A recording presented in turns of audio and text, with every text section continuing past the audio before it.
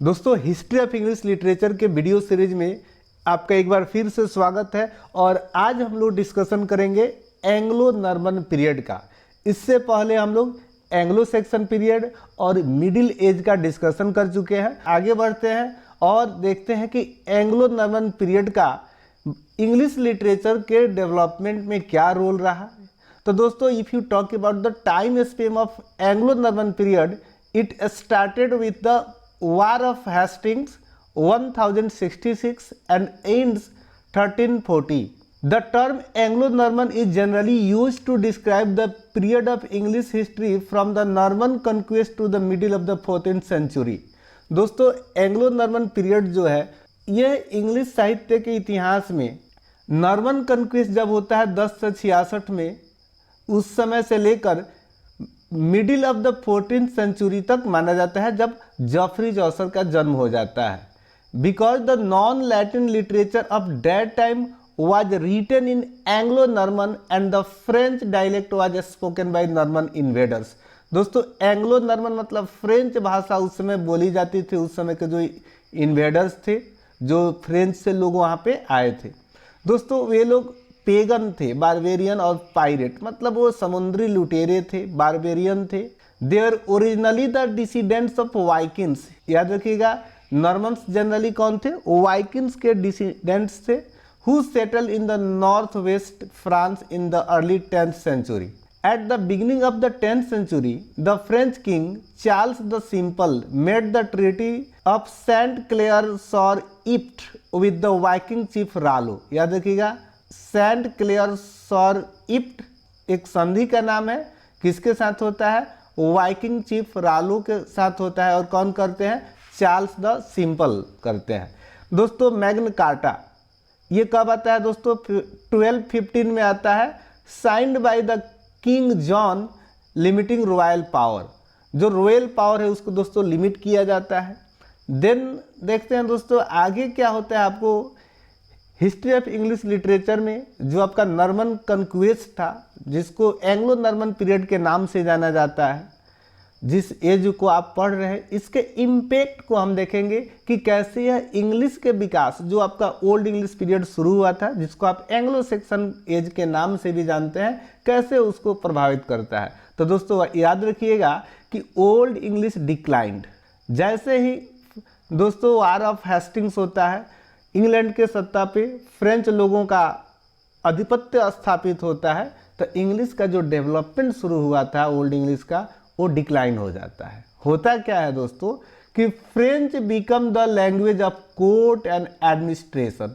अब कोर्ट की, एडमिनिस्ट्रेशन की भाषा जो है दोस्तों वो फ्रेंच बन जाता है। तो पूछा जाए कि एंग्लो नॉर्मन पीरियड में किस भाषा का प्रयोग होता था कोर्ट्स में, या नोबिलिटी के द्वारा, या क्लर्जी के द्वारा, तो वहाँ पे आपका होगा दोस्तों French. Society divided into the 3 class. दोस्तों अब इंग्लैंड में क्या होता है, फ्यूडलिज्म सिस्टम इंट्रोड्यूस हो जाती है, और जो पूरा आपका क्लास है, सोसाइटी है, वो 3 क्लास में डिवाइड हो जाता है। पहला है नोबिलिटी, दूसरा है क्लर्जी, और तीसरा है कॉमनर। कॉमनर मतलब सामान्य लोग। दोस्तों still commoner spoke English, old English, but nobility जो राजा महाराजा थे, जो रॉयल फैमिली से आते थे, वे लोग फ्रेंच बोलते थे, और क्लर्जी लोग लैटिन और फ्रेंच दोनों बोलते थे। अब फ्रेंच ये क्यों बोलते थे? क्योंकि ये फ्रांस से आए थे। This इन्वेशन Altered social, legal and political relation by introducing a new feudal system. एक नई व्यवस्था को लाकर पूरे समाज को बदल दिया। अब हुआ क्या दोस्तों, जैसे ही ये फ्यूडल सिस्टम लागू होता है, तो पूरा जो पावर ऑफ द लैंड, जो पूरा जमीन है, उसका डायरेक्टली मालिक कौन हो जाता है दोस्तों? किंग हो जाता है। Society become hierarchised, king become the supreme power. King क्या हो जाता है दोस्तों? सुप्रीम पावर हो जाता है। And the land, all land came into his possession. और जो पूरा खेत जो है वो राजा के अधिकार में आ जाता है। Justice came under the royal control. Royal control, अब जो किंग थे उसी के नियंत्रण में न्याय आ जाता है। French influence was significant during the 13th and 14th century. आप 13वीं से 14वीं शताब्दी के बीच में फ्रेंच सिग्निफिकेंट को देख सकते हैं कि कैसे उसने इंग्लिश भाषा को प्रभावित किया। दोस्तों इस दौरान अगर सच कहा जाए तो लैटिन और फ्रेंच के शब्द इंग्लिश में समाहित हो गए, जो चौसर के लिए ज़मीन तैयार किए मिडिल इंग्लिश पीरियड में राइटिंग के लिए।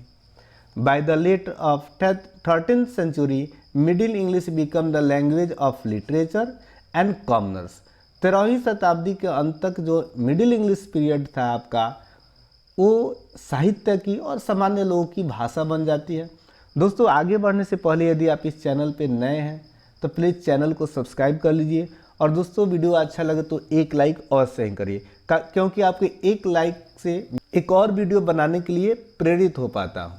दोस्तों अब हम लोग जानेंगे लिटरेचर ऑफ द एज, अर्थात एंग्लो नॉर्मन पीरियड में लिटरेचर की डेवलपमेंट कैसे हुई। तो दोस्तों याद रखिएगा कि the Anglo Norman period marks a crucial phase in the development of English literature. दोस्तों जो आपका एंग्लो नॉर्मन पीरियड है वह शुरू होता है 1066 में और एंड्स हो जाता है 1340 at the time of Chaucer's birth. और इस समय का जो इंग्लिश साहित्य का फेज है वो इंग्लिश साहित्य के डेवलपमेंट में एक बहुत ही महत्वपूर्ण रोल निभाता है। This era saw the dominance of Anglo Norman French, याद रखिएगा एंग्लो नॉर्मन फ्रेंच एक साथ इसको बोला जाता था, इसका डोमिनेंस था, and Latin with English gradually evolving into middle English. धीरे धीरे यह मिडिल इंग्लिश में चेंज होता गया। Literature during this period was strongly influenced by French chivalric romances, religious writings and historical chronicles. तो दोस्तों तीन प्रकार की रचनाओं की प्रमुखता थी। पहला था आपका French chivalric romances, religious writings and historical romances. दोस्तों अब हम लोग जानेंगे कुछ मेजर राइटर और उनके वर्क्स को, जो आपके लिए की पॉइंट्स होगा आपके एग्जाम के लिए। दोस्तों सबसे पहले याद रखिएगा the Anglo Norman period lasted from 1066 to 1340। French and Latin were dominant languages, English reemerged later. शुरुआत में फ्रेंच और लैटिन का बोलबाला रहा, लेकिन बाद में इंग्लिश फिर से स्थान पाने लगा। अब दोस्तों लेमन्स का ब्रूट एक पोएम है, याद रखिएगा, was the first major Middle English literary work. तो मिडिल इंग्लिश पीरियड की जो सबसे महत्वपूर्ण रचना आती है, जो पहली रचना कंसिडर किया जाता है वो है लेमन्स की ब्रूट। याद रखिए it is the name of a works, literary works that was written by Layamon's. और जॉफ्री ऑफ मनमाउथ का हिस्टोरिया रिगम ब्रिटेनिया। याद रखिएगा जॉफ्री ऑफ मोनमाउथ जो है इनकी एक रचना है जिसका नाम है हिस्टोरिया रिगम ब्रिटेनिया, इंट्रोड्यूस अर्थरियन लीजेंड्स। अब यहाँ पे पूछा जा सकता है किस चीज़ पे आधारित है, बेस्ड है, तो अर्थरियन लीजेंड्स पे है। तो यहाँ भी दोस्तों आपके लिए इंपॉर्टेंट सवाल है, याद रखिएगा कि जो जॉफ्री मोनमाउथ का जो वर्क्स है ये बेस्ड है अर्थरियन लीजेंड्स पे। Marie de France wrote lais. My dear friends, pronunciation might be here and there, please don't mind, and only gather the important points. Focusing on courtly love and romances. दोस्तों Mary de France की जो रचना है lace, ये courtly love and romances पे आधारित है। Then some historical events, 100 year wars दोस्तों शुरू होता है इसी समय 1337 में, और जो चलता है 1453 तक चलता है। Led to English nationalism and the decline of French. By the late 13th century middle English literature began. 13वीं शताब्दी के अंत तक मिडिल इंग्लिश लिटरेचर दोस्तों शुरू हो जाता है, replacing Anglo Norman French. Anglo Norman French का दोस्तों स्थान लेने लगता है। तो दोस्तों यहाँ पे जो एक दो इम्पोर्टेंट पॉइंट है इसको तैयार रखिएगा, आपके एग्जाम के लिए बहुत इंपॉर्टेंट होंगे। अब दोस्तों हम बात करें दोस्तों कंक्लूजन की, तो याद रखिएगा the Anglo Norman period shaped English literature by introducing chivalric romances, religious works and historical chronicles. It played a vital role in linguistic evolution, literary themes, paving the way for middle English literature in the age of Chaucer.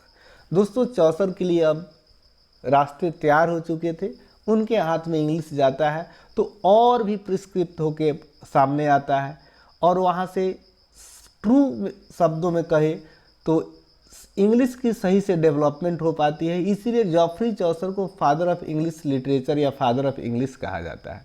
दोस्तों यहाँ पे एक दो MCQs है, ज़रूर जवाब दीजिएगा comment में। Which literary work introduced King Arthur's legend history, याद रखिएगा legend history. Layamon's Brut, Geoffrey Monmouth's Historia Regum Britanniae, Ormulum या हैवलॉक ऑफ डेन। तो दोस्तों करेक्ट आंसर होगा आपका B. Which of the following is a middle English chivalric romance, Ancrene Wisse, Ormulum, Havelok the Dane या Magna Carta. तो correct answer होगा दोस्तों यहाँ पे B. The Normans introduce which political and social system in England. तो दोस्तों option देखिए यहाँ पे है democracy, feudalism, capitalism and communism. तो दोस्तों ज़रूर इस सवाल का जवाब दीजिएगा, क्योंकि इसकी चर्चा हम लोग पहले ही कर चुके हैं। दोस्तों याद रखिएगा कि the Normans brought feudalism, a hierarchical system in which the king granted land to nobles in exchange for military service. I hope यहाँ पे दोस्तों आपका करेक्ट आंसर होगा फ्यूडलिज्म। इस बात को आप समझ चुके होंगे। तो दोस्तों इस सेशन में इतना ही। उम्मीद करते हैं सेशन आपको बहुत अच्छा लगा होगा। Thank you for watching this video till the end. Thank you, have a nice day.